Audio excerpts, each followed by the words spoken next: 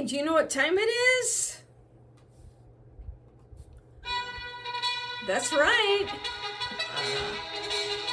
It's time for Coach Lyndy's podcast. The podcast to get you moving. Hi, I'm Lyndi Hutchinson, a certified life mastery consultant with the Brave Thinking Institute. As a life coach, I help others transform their life as I have mine. It's not easy, but it is possible, and it most certainly is worth it. Each week, I'll share insights that inform, inspire, and ignite in you your desire to create a life that you love. So let's find out what's going on this week. Greetings and welcome to the podcast. As always, it is my extreme pleasure to spend time with you. So for those of you watching the video, if it looks like I'm in a hotel room, possibly at a resort in Las Vegas, which if you can tell all that, you are amazing, even more than usual. That's actually the case. I'm here at the Red Rock Resort. It's actually in Summerlin, Nevada, which is about a half hour from the Strip in Las Vegas. And we're having a very nice time. And I thought I would share a few moments with you on my podcast. So welcome. Today I'm going to take a little departure from our theme. I've been running several episodes about suffragettes and the men and women, the brave men and women who have pioneered ways of business. They've opened doors of opportunity. They've shattered glass ceilings. And they've made many, many, many things possible. In fact, a life that I'm sure our great-grandmothers never could have imagined today. And so most of these people are gone, although there are some living examples of pioneers. We talked about Marlo Thomas, and we've talked about Rita Moreno, and many others that I can't list right now, who are still alive and well in now May 2026. So I'm going to take a little departure from that. And just for this morning, I'm going to talk briefly about something that I would encourage you to think a lot about, because it can affect very much the quality of our life. And that's really what I'm interested in as a coach, a life coach, is that people enjoy, including me, I'm a people, enjoy your best life. And how would you do that? So the question I'm posing is, what makes a person rich? So this week, the power word is rich. And so I would like all of us, and especially myself, to think about what really makes my life rich. What makes me rich? Well, as of this recording, just for a little informational, Elon Musk is the richest man in the world, and he's clocking in at 800 billion, and he is slated to be, of course, the first trillionaire in the not so distant future as he continues to accumulate wealth. And love him or hate him, Elon Musk, he is an innovator. So I don't agree with Mr. Musk on a lot of stuff, but I do salute his innovativeness. And if you hear some of his interviews, there was one interview I found very compelling where he talked about how he risked everything to get where he is. And everything meant millions and millions of dollars. And it's really to explore a dream. So there are some admirable qualities of Mr. Musk. And there's many things that we enjoy today, no doubt, that are associated to some of the innovations that he pioneered. So anyway, the richest man in the world, almost $1 trillion. And now we're going to contrast that with a very unfortunate fact, is that right now almost half, not quite half, but almost half of the world's population lives on less than $7 a day. Let that sink in. almost half, not quite half, of the world's population lives on $7 a day. Okay, I don't think of myself as wealthy, but I know I live on a lot more than $7. And most of us live on way more than that. In fact, $7 won't buy you lunch pretty much here. So that's a sobering thought. And that's almost half of the world's population. So you're talking about billions of people. And then something that's also I find also compelling as I read my notes. Over 2 billion, is right now 2.2 billion people, which represents about a quarter of the world's population, does not have drinkable water. About a quarter of the world's population does not have drinkable water. So their days are spent trying to find water to drink.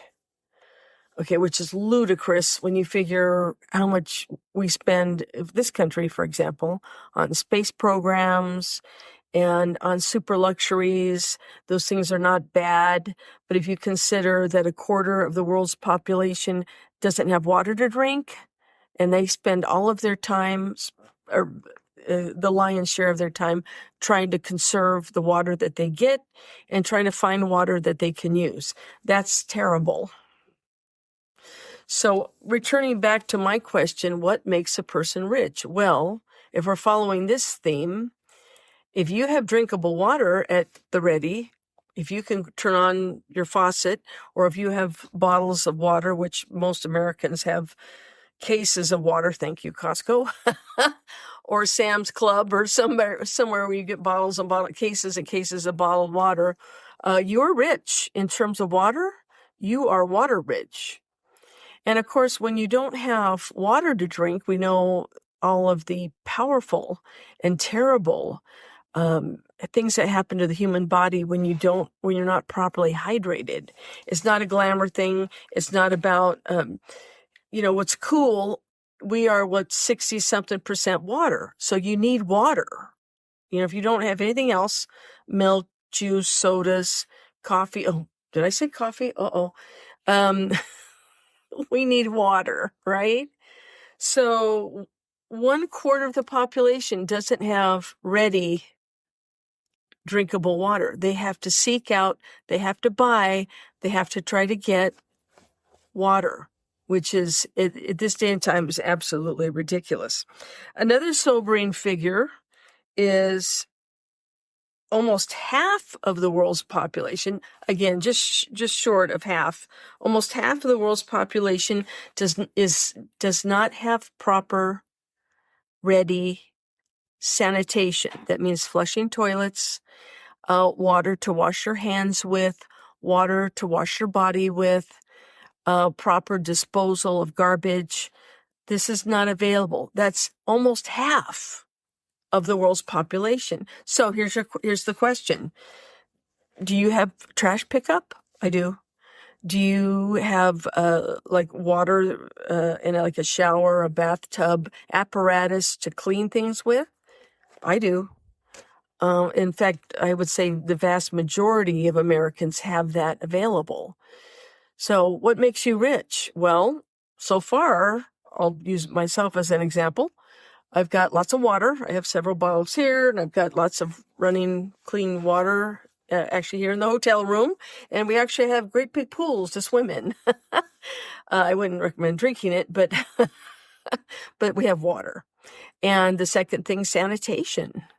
We have a flushing commode, and we have soap and water to wash our hands with, and then we have a shower to cleanse our body with. So far, and most likely my listener, is probably in the same boat, so to speak, that I am in, where I have those things. So far, you and I are very rich. And do you live on more than $7 a day? Most likely. Multiples of 7. So far, we're extremely rich. And of course, then there's the topic of family and friends and healthcare. If you're hurt, can you go to the doctor? Can you go to a hospital? Can you go to the grocery store and maybe it might be something not so serious, like maybe a headache, or you got muscle soreness or something? Can you go and get medication? Most likely the answer is yes. Again, a lot of people can't do that. They don't have that available. Dentistry. I just got a new dentist. There's a lot that we have. And those are just the material things. As I mentioned, I got off a little bit, but we're talking about family and friends. I'm blessed with a lot of friends and people that I consider family. Do you have a lot of friends? I'm sure you do. Are you feeling blessed and special? You should, because you are.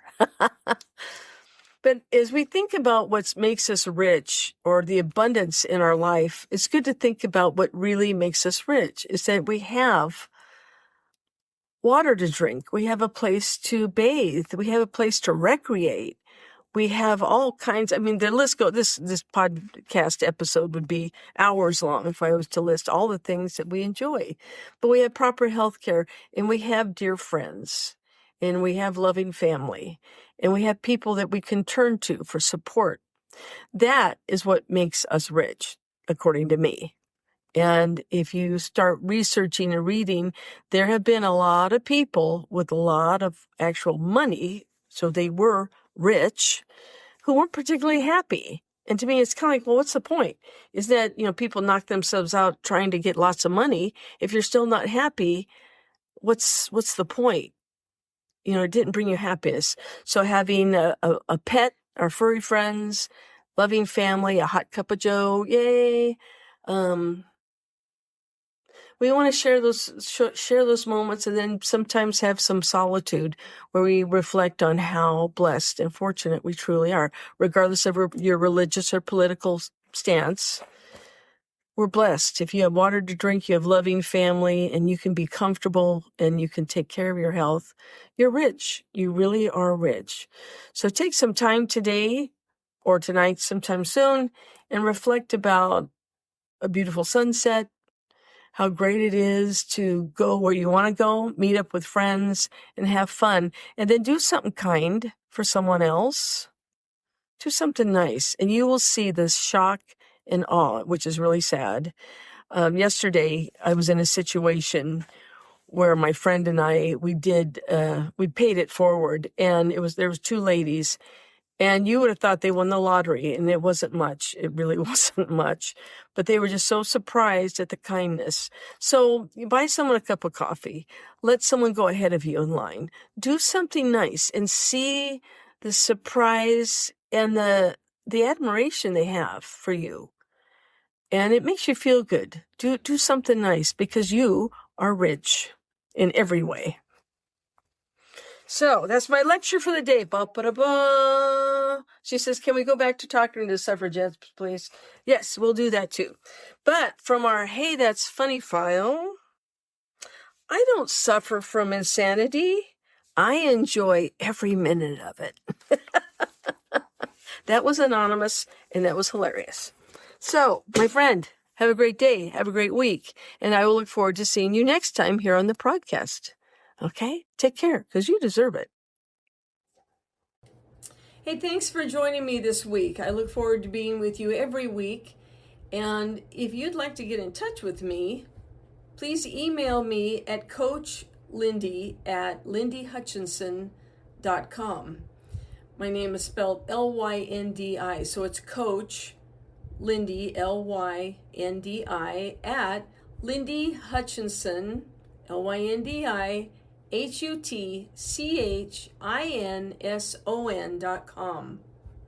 I value what your input is, and I'm always open for suggestions and ideas. If you will like and or subscribe to this podcast, that would be wonderful. I appreciate it. And I enjoy anything that you might want to send in, or if you would like some more information about coaching, send me an email and I will get back with you, and we'll talk about how you can create your best life. Have a good week. We'll see you next time. Thanks. Bye-bye.